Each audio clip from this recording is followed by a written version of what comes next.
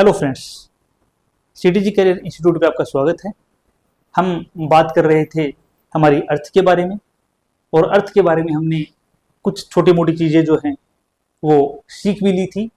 आज का जो हमारा पॉइंट है वो है अर्थ की गतियों के बारे में, कि हमारी पृथ्वी के अंदर कौन कौन सी गतियाँ होती हैं। तो पृथ्वी की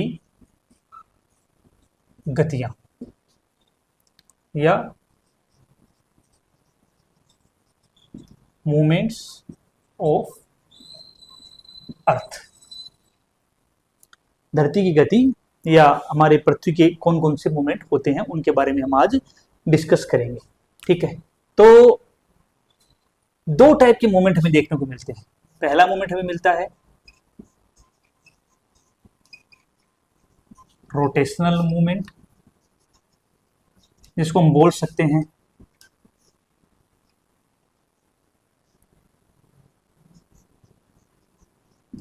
परिभ्रमण गति। और जो दूसरा मूवमेंट हमें देखने को मिलता है वो मिलता है हमें परिक्रमण गति। हमें हमारी पृथ्वी के दो टाइप के मूवमेंट देखने को मिलते हैं।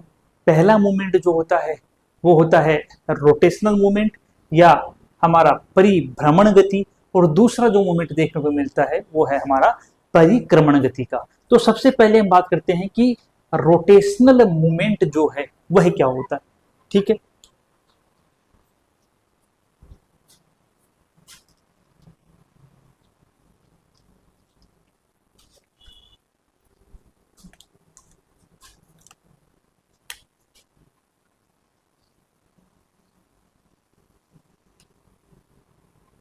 ये हमारी अर्थ हो गई।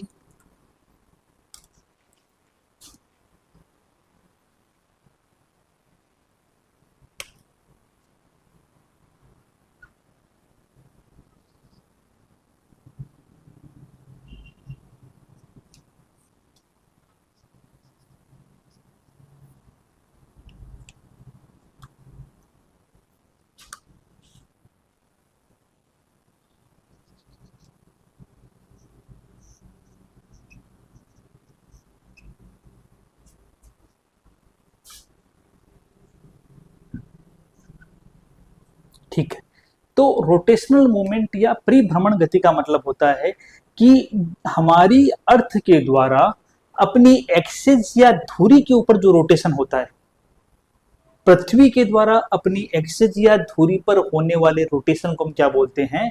रोटेशनल मूवमेंट या परिभ्रमण गति के नाम से जानते हैं।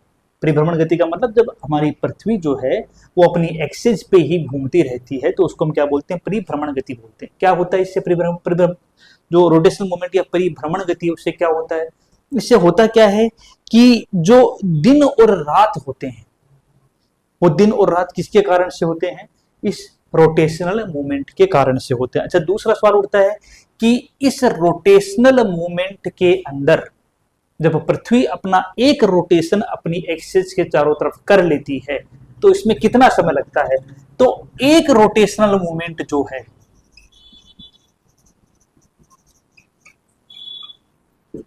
उसमें लगने वाला समय जो है वो 23 घंटे 56 मिनट और 4 सेकंड का होता है।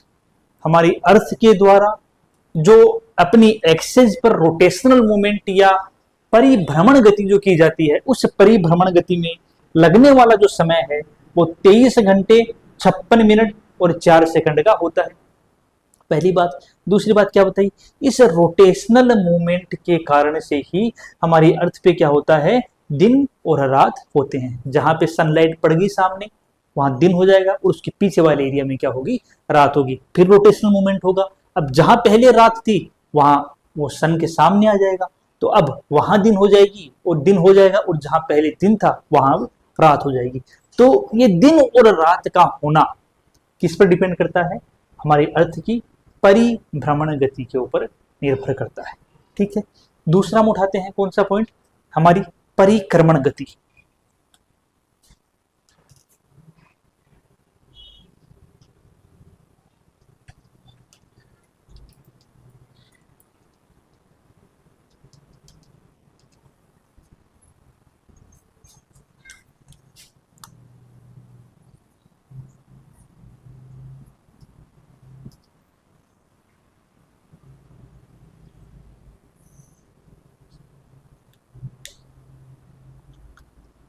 परिक्रमण गति में क्या होता है, जैसे हमने पहले बनाया था,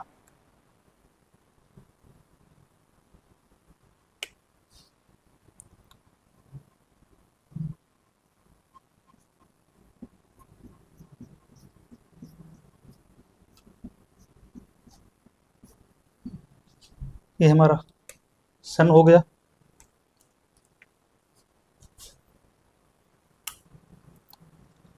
ये हमारी अर्थ हो गई,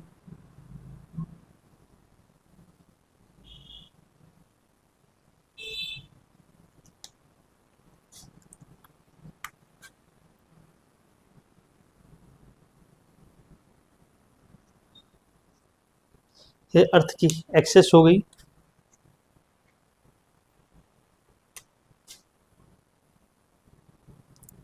ये इसका रोटेटरी मूवमेंट हो गया, ठीक है। और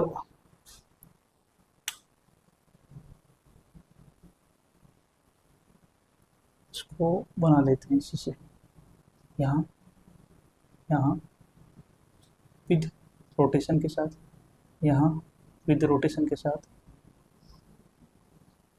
यहाँ विद रोटेशन के साथ, और यहाँ विद रोटेशन के साथ, ठीक है। तो क्या हो गया यहाँ पर, देखो दूसरी गति की बात कर रहे हैं, परिक्रमण गति के नाम से स्पष्ट है। परिक्रमा मीन्स हमारी अर्थ जो है जब सन के चारों तरफ चक्कर लगाती है तो इस गति को हम क्या बोलते हैं, इसके इस मूवमेंट को हम परिक्रमण गति के नाम से जानते हैं, ठीक है। दो चीजें आई हमारी बात, देखो आप डायग्राम में देख सकते हो कि जो अर्थ है यह अर्थ अपनी एक्सेस पे भी घूम रही है, और एक्सेस पे घूमते घूमते साथ साथ में क्या कर रही है, सूर्य के चारों ओर परिक्रमा भी लगा रही है। तो जब एक्सेस पे घूम रही है अपनी, तब तो क्या हो गया, तब तो हमने बोल दिया कि परिक्रमण, तब तो परिभ्रमण गति बोल दिया हमने। और जब परिक्रमा लगा रही है तब हमने क्या बोल दिया, परिक्रमण गति बोल दिया। परिभ्रमण गति के कारण से क्या हुआ हो रहा था, दिन और रात हो रहे थे। परिक्रमण गति के कारण से क्या होगा, परिक्रमण गति के कारण से जो हमारी ऋतुएं हैं, ऋतु चेंजेस मीन्स क्लाइमेट चेंजेस बोल सकते हैं, मौसम के अंदर बदलाव, कभी ग्रीष्म ऋतु आ रही है, कभी शीत ऋतु आ रही है, तो ऋतु के अंदर चेंजेस के लिए जो गति रिस्पॉन्सिबल है उस गति को हम क्या बोलते हैं, परिक्रमण गति के नाम से जानते हैं। परिक्रमण गति क्या होती है, परिक्रमण गति का मतलब है कि हमारी अर्थ के द्वारा अपनी स्थायी कक्षा में चलते हुए सन या सूरज के चारों तरफ जो परिक्रमा की गई है, उस परिक्रमा करने वाली गति को हमने क्या नाम दिया है, हमने परिक्रमण गति के नाम से जाना है। इस परिक्रमण गति के कारण से ही हमारे मौसम के अंदर बदलाव, यानी कि ऋतुओं में बदलाव, कभी कहीं पर ग्रीष्म ऋतु, कभी कहीं पर शीत ऋतु, ये हमें, या कभी कहीं पर वर्षा ऋतु हमें क्या होती है, इस परिक्रमण गति के कारण से ही देखने को मिलती है। जब हमारी अर्थ सूरज के चारों तरफ चक्कर लगा रही है परिक्रमण गति के कारण से, तो उस दौरान एक फोर्स डेवलप होता है। उस फोर्स को हम क्या बोलते हैं, उस फोर्स को हम बोलते हैं कोरियोलिस फोर्स। कौन सा फोर्स बोलते हैं उसको हम यहां लिख देते हैं,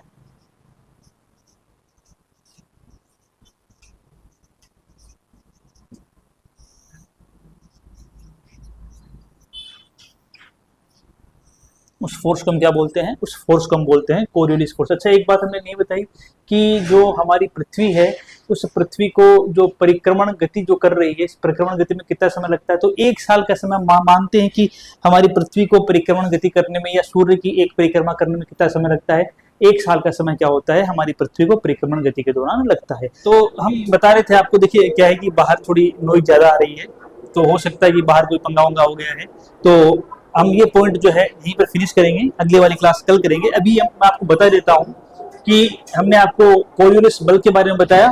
तो कोरियोलिस बल जो है वो पृथ्वी के अपनी परिक्रमण गति के कारण से डेवलप हुआ है, और इस कोरियोलिस बल का प्रभाव जो है वो ध्रुवों पर मैक्सिमम और विषुवत रेखा पर यह कोरियोलिस बल क्या होता है, सबसे कम होता है। तो आज हम इतना ही करेंगे, थोड़ा जो पॉइंट लास्ट में है उसको हम कल एक बार फिर से रिपीट कर लेंगे, ताकि इस डिस्टर्बेंस से तो छुटकारा मिले, क्योंकि ये डिस्टर्बेंस जो है वो पढ़ाने में दिक्कत कर रहा है, ना आप कुछ समझ पाओगे, ना मैं ढंग से एक्सप्लेन कर पाऊंगा। तो आज के लिए इतना ही, धन्यवाद।